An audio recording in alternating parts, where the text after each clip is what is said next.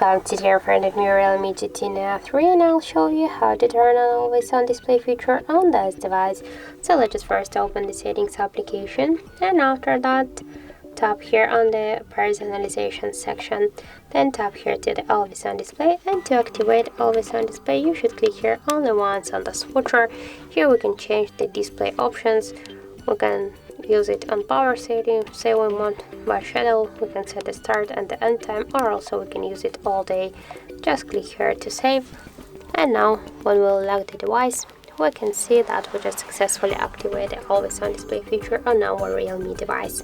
So that's it, thank you for watching, and if you found this video helpful, don't forget to leave a like, comment and to subscribe our channel.